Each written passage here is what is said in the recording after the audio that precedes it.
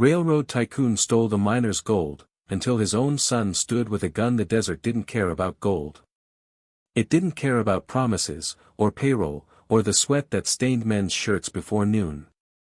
It only cared about heat, thirst, and silence, the kind of silence that settled over Drebone Junction like a burial shroud after the Black Ridge Express roared through, belching smoke and stealing hope.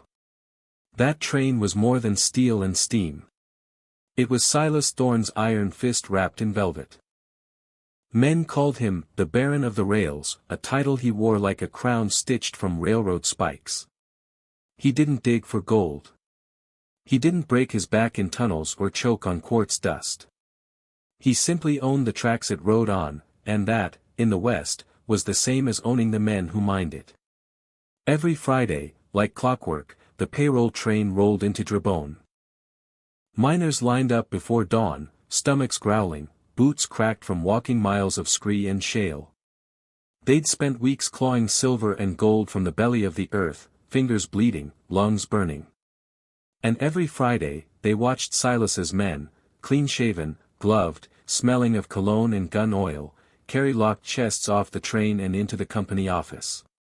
What came back out was scrip. Paper.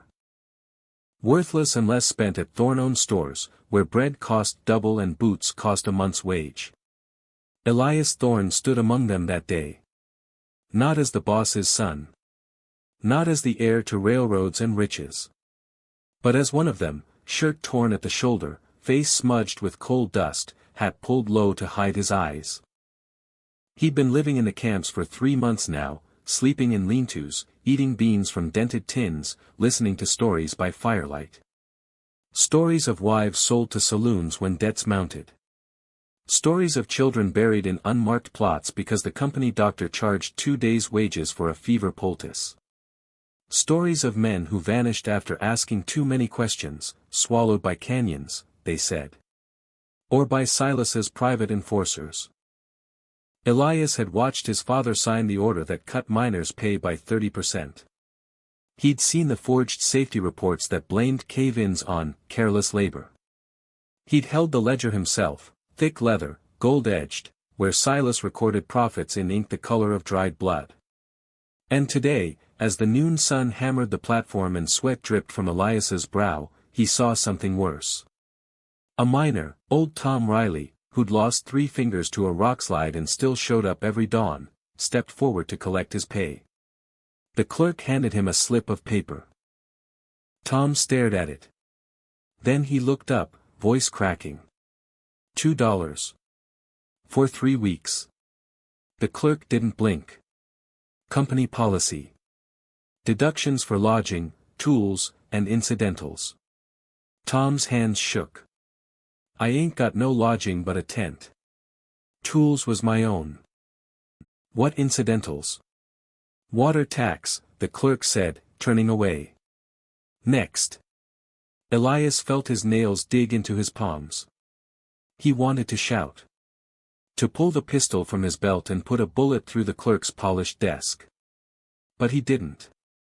He stayed silent. Because shouting wouldn't bring back Tom's fingers. Or his dignity. Or the gold that was rightfully his. Instead, Elias watched as Tom shuffled away, head bowed, shoulders slumped like a broken mule. And then he watched as Silas Thorne himself stepped off the private car at the rear of the train, crisp suit, Panama hat, diamond stickpin glinting in the sun. He didn't look at the miners. Didn't acknowledge them. Just lit a cigar, exchanged a laugh with the station master, and climbed into a waiting carriage lined with red velvet. The wheels rolled. Dust rose. The miners stood like statues in the heat. Elias didn't move either. Not until the carriage vanished beyond the ridge. Not until the last echo of hoofbeats faded into the wind. Then he walked to the edge of town, where the desert stretched empty and endless. He knelt beside a dry creek bed, dug his fingers into the cracked earth, and pulled out the pistol he'd buried there that morning. A Colt Peacemaker. His father's gift on his 16th birthday. For protection, Silas had said, smiling. A Thorne never walks unarmed. Elias turned it over in his hands. Felt the weight. The cold bite of steel. The ghost of gunpowder still clinging to the barrel. He didn't load it. Not yet. But he carried it with him as he walked back toward the campfires flickering in the dusk. Toward the men who trusted him. Toward the lies he was about to unravel. Behind him, the sun sank like a dying ember. And somewhere far off, a coyote howled, long, lonely, and hungry. Winter came to the Black Ridge mines like a thief with ice for fingers. It stole warmth. It stole breath. It stole hope. By November, the wind didn't whistle, it screamed. It clawed at tents, ripped shingles from shanties, and turned every step outside into a battle against frostbite. The company store raised prices again. Flour, 3 times the autumn rate. Coal, rationed. Blankets, temporarily out of stock. Men traded wedding rings for sacks of beans. Women bartered stitches of embroidery for candles. Children learned to sleep curled like question marks, 2 to a cot, sharing body heat like rationed sugar. And Silas Thorne. He hosted a Christmas gala in his Denver mansion, crystal chandeliers, roasted pheasant, champagne shipped in by private railcar. Invitations went out to governors, judges, newspaper editors. Not a single miner received one. Elias didn't go. He hadn't set foot in his father's world since the day he buried the pistol. He slept now in a drafty bunkhouse with 12 other men, his cot nearest the stove that coughed more smoke than heat. He ate what they ate, thin stew, hardtack, the occasional strip of salted pork if someone got lucky trapping rabbits. He wore the same patched coat for weeks, until the elbows split and the lining frayed into threads. He earned their trust slowly. Not with speeches, but with silence. With shared labor. With blistered hands hauling timber for collapsed shafts. With nights spent stitching wounds by lamplight, reading letters from home to men who couldn't read themselves. He became Eli to them, no last name, no past, just another broken soul trying to survive. But he remembered everything. Every name. Every debt. Every lie. And when little Mary Callahan died, 7 years old, lungs full of mine dust and stomach empty for 3 days, something inside Elias snapped like a frozen branch. They buried her at dawn, in a shallow plot behind the outhouses. No priest came. No hymn was sung. Just a dozen miners standing bareheaded in the snow, breath fogging the air, eyes red-rimmed and hollow. Her mother, Lillian, clutched a rag doll to her chest, Mary's only toy, and didn't cry. She just stared at the mound of dirt, lips moving in silent prayer or curse, no one knew which. Elias knelt beside her. Didn't speak. Just placed his coat over Mary's grave, the only decent thing he owned, and pressed his forehead to the frozen earth. That night, around a fire built from broken crates and stolen railroad ties, the miners talked of revolt. Not strikes. Not petitions. Revolt. We burned the store, growled Jed Pike, a Cornish man with a pickaxe scar across his cheek. Take what's owed. And get shot for looters, countered Rosa Mendez, who'd lost her husband to a mysterious cave-in last spring. They'll hang us from the water tower. Then we take the train, said young Billy Crow, barely 16, eyes bright with fury. Next payroll run. We stop it. Take the gold. Split it fair. Silence fell. Heavy. Thick. Dangerous. Elias stirred the fire with a stick. Sparks rose like fleeing souls. They'll send Pinkertons, he said quietly. Rifles. Gatling guns, maybe. You'll be dead before you reach the tracks. Then what? Jed spat. Starve polite. Elias looked up. Firelight danced in his eyes. We don't take the train, he said. We break the ledger. They didn't understand at first. Ledgers were paper. Paper didn't feed children. But Elias explained, slow, careful, like teaching a child to hold a rifle. The ledger wasn't just numbers. It was proof. Proof of stolen wages. Forged contracts.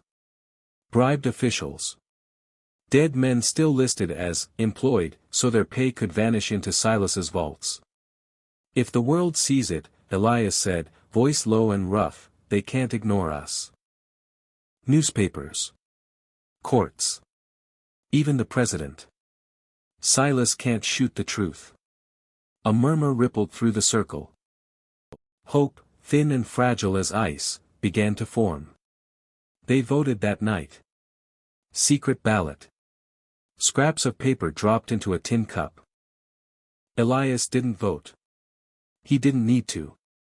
He saw the fire in their eyes. The set of their jaws. The way Rosa clutched her dead husband's cap like a talisman. The ledger would be stolen.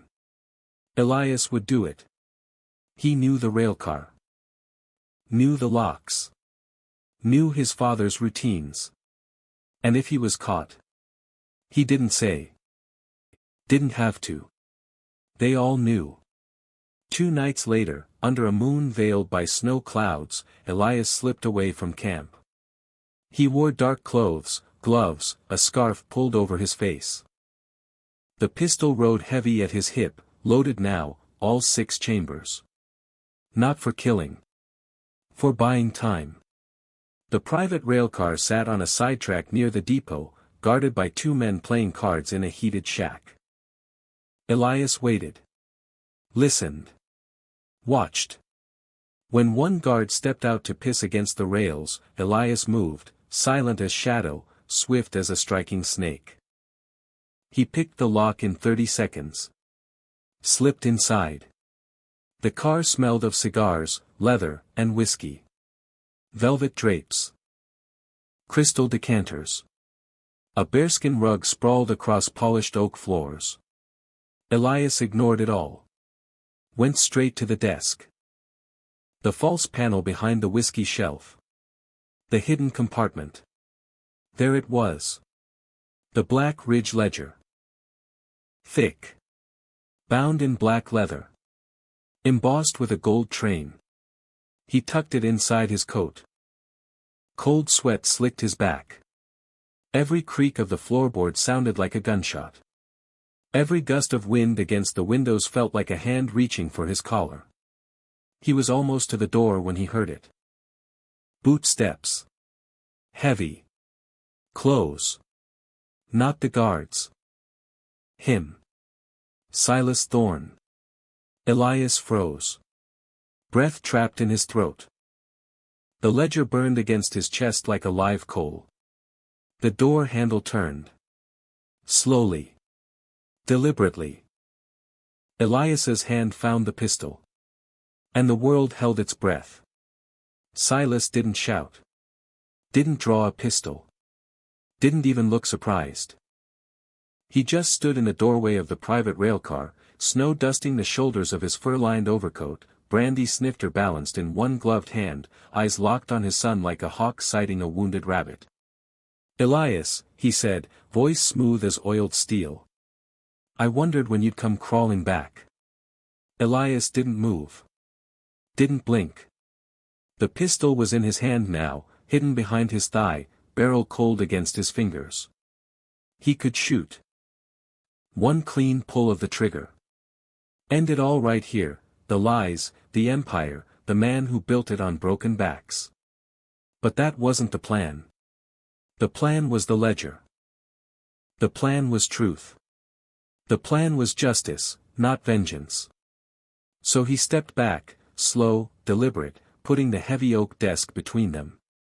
I didn't come back, Father, Elias said, voice low but steady.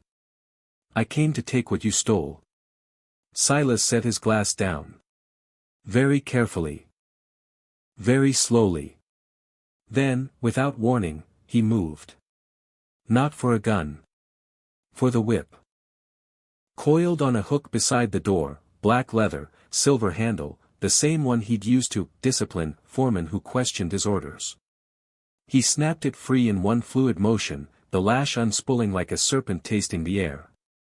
Elias barely had time to react. The whip cracked, a sound like thunder trapped in a canyon. It caught him across the shoulder, tearing through wool and flesh alike.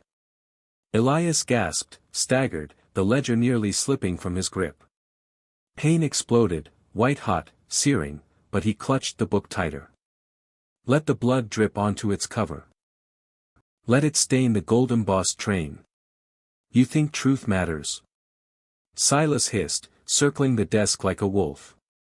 Truth is whatever men with power say it is. And I own the men. I own the rails. I own the law. Another crack. This time across Elias's ribs. He grunted, stumbled against the wall, tasting copper in his mouth. He raised the pistol, not to fire, but to block. The whip wrapped around the barrel, yanking it from his grip. It clattered to the floor. Silas laughed. Cold. Empty. The laugh of a man who'd forgotten how to feel. You were always weak, he said, stepping closer. Too soft. Too kind. A thorn should rule, not beg with the beggars. Elias spat blood onto the bearskin rug. Looked up. Met his father's eyes. And a father, he whispered, should protect, not prey. Silas's face twitched. Just once. A flicker of something, shame. Regret. Gone before it could take root. Then his hand went to his hip. Not for the whip this time. For the pistol. A sleek, nickel-plated Schofield. Kept for emergencies. He drew it slow. Let Elias see it. Let him feel the weight of the moment. You leave me no choice, boy, Silas said, voice hollow now. You were supposed to carry this empire. Not burn it down. Elias didn't beg. Didn't plead.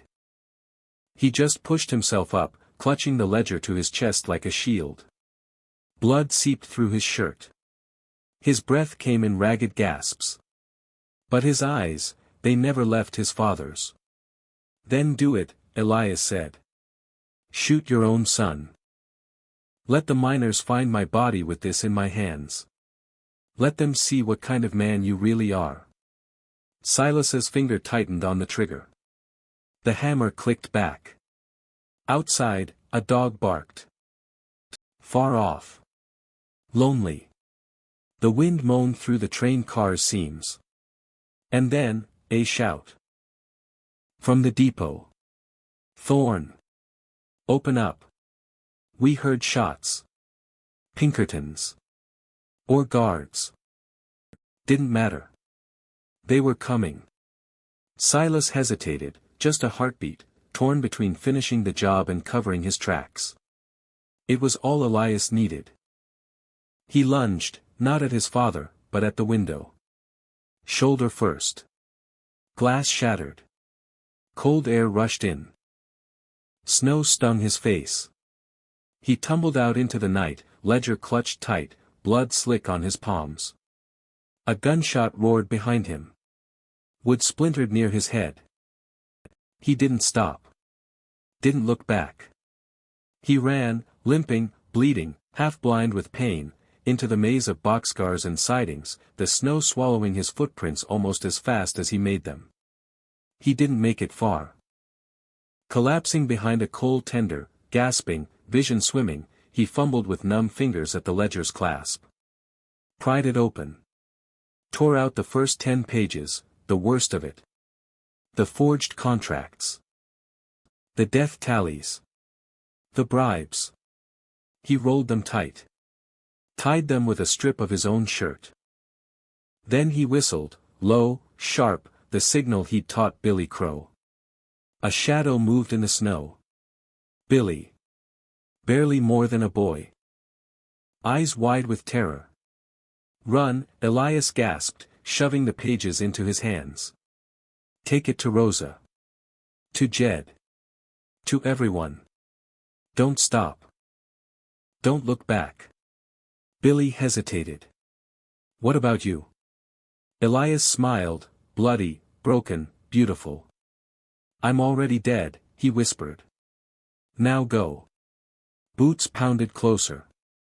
Lantern light cut through the snow. Billy vanished into the dark. Elias slumped against the wheel of the coal car. Closed his eyes. Waited. They found him minutes later, face pale as the snow, blood pooling beneath him, the ledger still pressed to his chest like a prayer book. Silas stood over him, face unreadable, pistol smoking in his hand. He resisted, Silas told the guards, voice flat. Tried to steal company property. Shot him in self-defense. No one argued. No one dared. They dragged Elias's body away before dawn, not to a hospital, not to a jail, but to a shallow ditch near the tracks, wrapped in burlap, marked by no stone. The miners heard by noon. And by sundown. The pages Billy delivered were being read aloud in every bunkhouse, every saloon, every church basement from Black Ridge to Silver Gulch. Men wept. Women cursed. Boys clenched fists they'd never raised before. And far away, in his mansion, Silas Thorne poured himself a drink, and for the first time in his life, his hand shook. The desert doesn't bury truth. It waits. And watches. And when the wind blows just right, it whispers, revenge. The grave was shallow. Too shallow. Rain would wash it out by spring. Coyotes would dig. The rails would tremble overhead, indifferent, as trains rolled on, carrying more gold, more lies, more of Silas Thorne's empire stitched together with blood and silence. But Elias Thorne was not forgotten. The pages Billy Crow had carried through the snow, ink smudged with blood, edges torn by desperate fingers, became gospel among the miners. They were copied. Passed. Memorized. Read aloud by lamplight in bunkhouses where men sat with rifles across their knees and fury in their throats. Women stitched the words onto quilts. Boys chalked them onto depot walls. Preachers, the brave ones, read them from pulpits, calling Silas not a tycoon, but a thief. A murderer. A devil in a tailored suit. By the end of January, the strike wasn't a strike anymore. It was a reckoning. Miners walked off the job, not in protest, but in unity. Not to beg, but to burn. They tore up rails with pickaxes and bare hands, piling the iron like funeral pyres. They smashed signal boxes. Drained locomotive boilers. Set fire to company stores, not to loot, but to erase. Flour, boots, ledgers, whiskey, all turned to ash beneath a sky choked with smoke. Silas watched it all from the lace-curtained windows of his Denver mansion. Telegrams piled up on his mahogany desk like tombstones. Black Ridge Depot torched. No casualties. Yet. Silver Gulch miners seized payroll train. Distributed gold among families. Pinkertons refused deployment. Said, not worth the funeral. Governor's office requesting urgent meeting. Press swarming. He didn't reply. Didn't call for reinforcements. Didn't flee. He just sat, in his velvet chair, cigar cold in his fingers, eyes hollow, as the world he built crumbled outside his gates. He'd expected riots. Gunfights. Lynch mobs. He hadn't expected silence. The miners didn't scream. Didn't chant. Didn't wave banners. They moved like ghosts, methodical, relentless, quiet. They worked at night, under moonlight, dismantling his empire bolt by bolt, tie by tie. And when dawn came, they stood in rows beside the ruined tracks, arms crossed, faces unreadable, watching the smoke curl into the sky. Watching, and waiting. Silas knew what they waited for. Him. On the night of February 3rd, the snow stopped falling. The wind died. Even the coyotes fell silent. And at midnight, a single lantern appeared on the ridge overlooking Silas's estate. Then another. And another. Until the entire slope glowed, a sea of flickering light, held high by men and women wrapped in scarves and resolve. Hundreds of them. Maybe more. No shouts. No threats. Just the crunch of boots on frozen earth. The creak of leather. The occasional cough swallowed by the cold. They didn't march. Didn't charge. They simply arrived. And stood. Silas stood at his window, breath fogging the glass. He wore no coat. No gun. Just his dressing robe, silk gone thin with age. For the first time in his life, he felt small. Not afraid, not yet, but small. Like a child staring up at a thunderhead. A knock came at the door. Not loud. Not angry. Just, there. Silas didn't answer. The knock came again. Then a voice, Rosa Mendez, clear as a church bell across the snow. Silas Thorne. Come out. We don't want your gold. We want your knees. He didn't move. Behind him, the grandfather clock ticked. Each second louder than the last. Another voice rose from the crowd, Jed Pike, rough as gravel. We buried a boy today. Your boy. The one who gave us truth. You gonna hide while we say goodbye? Silas's hands trembled. He clenched them. Looked down. On the desk lay a single photograph, Elias, age 10, grinning on a pony, sun in his hair, innocence in his eyes. Before ledgers. Before lies. Before blood. Silas picked it up. Traced the edge with his thumb. Then he set it down. Turned. Walked to the coat rack. Pulled on his heaviest overcoat. Wrapped a scarf around his neck. Took his hat. And for the first time in 20 years, Silas Thorne opened his front door, unarmed. The cold hit him like a slap. The crowd didn't move. Didn't speak. He stepped onto the porch. Snow crunched under his boots. His breath plumed in the lantern light. Rosa stepped forward. No rifle. No torch. Just her husband's old coat and eyes that had seen too much. Where is he? She asked. Silas didn't pretend not to know. South ditch. Past the water tower. No marker. A murmur rippled through the crowd. Not anger. Not yet. Something worse, grief, sharpened to a blade. Jed stepped up beside Rosa. We're gonna dig him up. Give him a real grave. With a name. With honor. Silas nodded. Just once. Do it, he said, voice raw. He earned that. Silence. Then, from the back of the crowd, a boy's voice. Billy Crow. He told me to run, Billy said, stepping forward, tears freezing on his cheeks. Said he was already dead. Said you shot him for telling the truth. Silas didn't deny it. He just looked at the boy, really looked, and saw Elias in his eyes. Saw the fire. The courage. The sacrifice. And something inside Silas broke.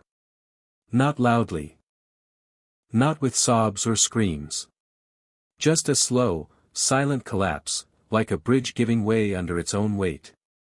He sank to his knees in the snow. Not in surrender. Not in prayer. In recognition.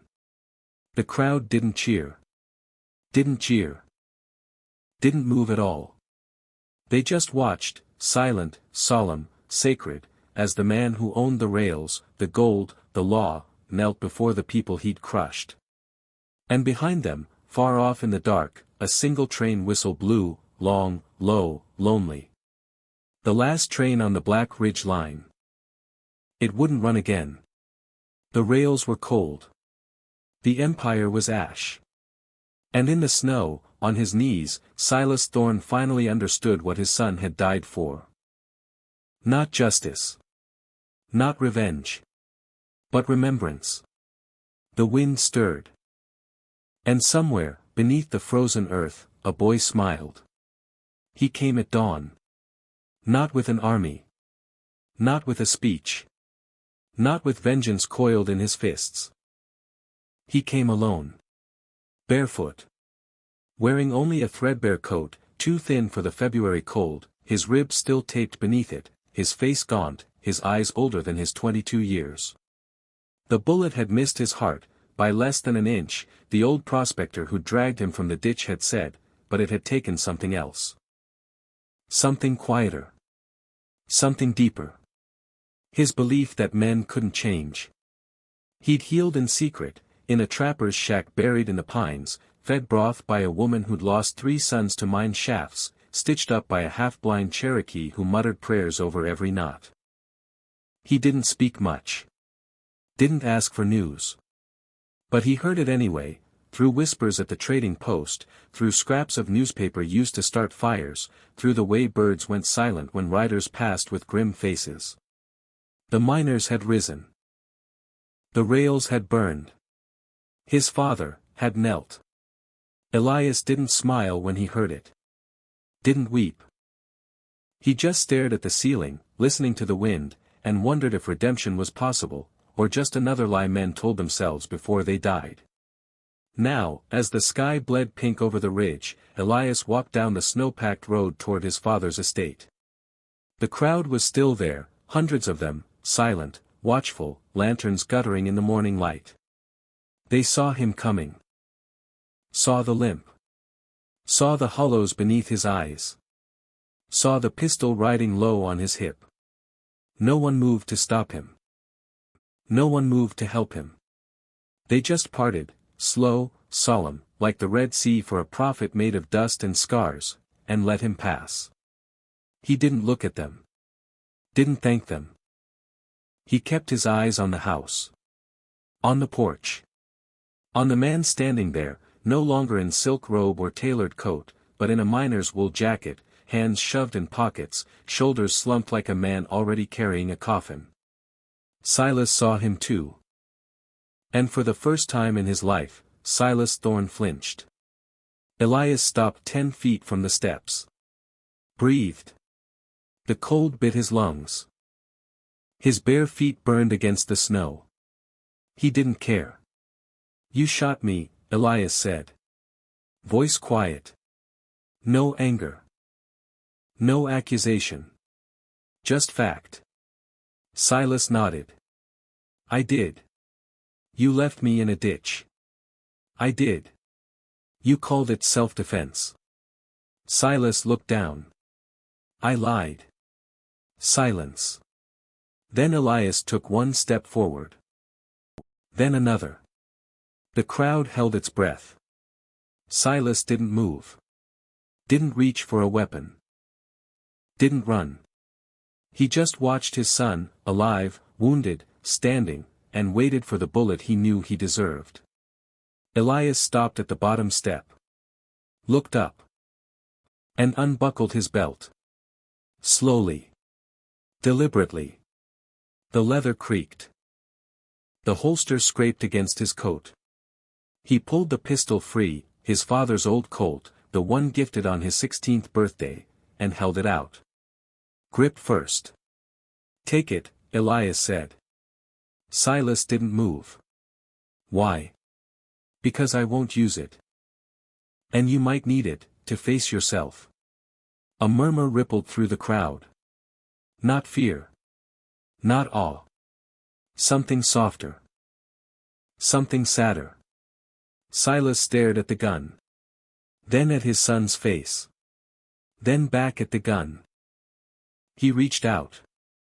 Fingers trembling. Took it. The weight of it, familiar, cold, heavy, seemed to buckle him. He nearly dropped it. Clutched it to his chest like a child. "I thought you were dead," Silas whispered. "I was," Elias said. For a while. Then I wasn't. I don't know why. Silas's eyes glistened. I'm sorry. Elias nodded. I know. More silence. The kind that settles after storms. After funerals. After empires fall. Then Elias turned, not to leave, but to face the crowd.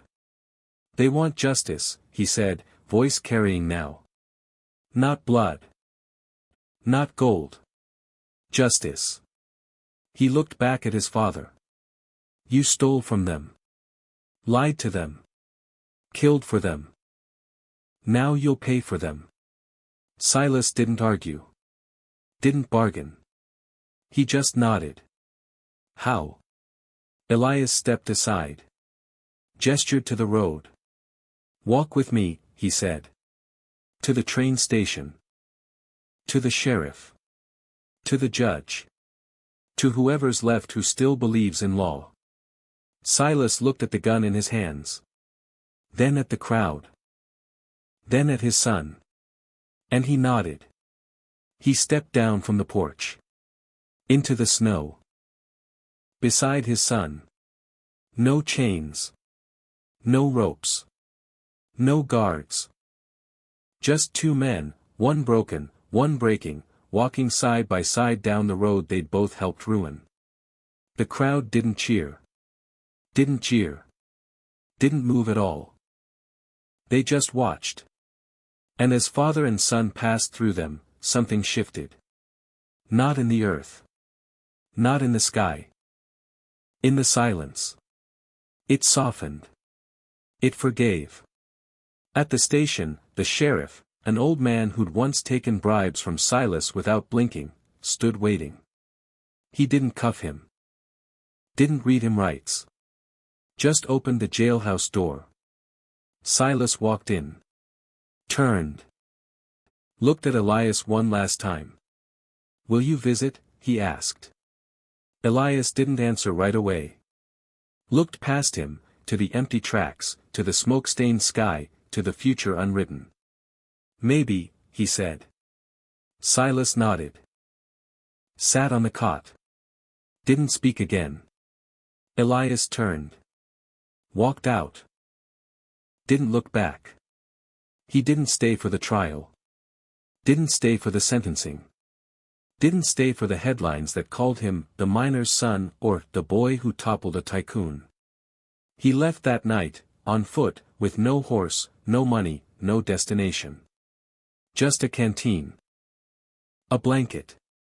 And the sunrise at his back. Behind him, the mines reopened, under new management, fair wages, clean ledgers. Behind him, his father sat in a cell, writing letters of apology to widows, to orphans, to men he'd forgotten had names. Behind him, the desert stretched, endless, patient, forgiving. And ahead? Only dust. Only sky. Only silence. Years later, they say a man was seen near the ruins of Drebone Junction, tall, quiet, face hidden by a wide-brimmed hat. He left a single rose on a grave marked only by a railroad spike driven into the earth. No one knows if it was Elias. No one knows if he's still alive.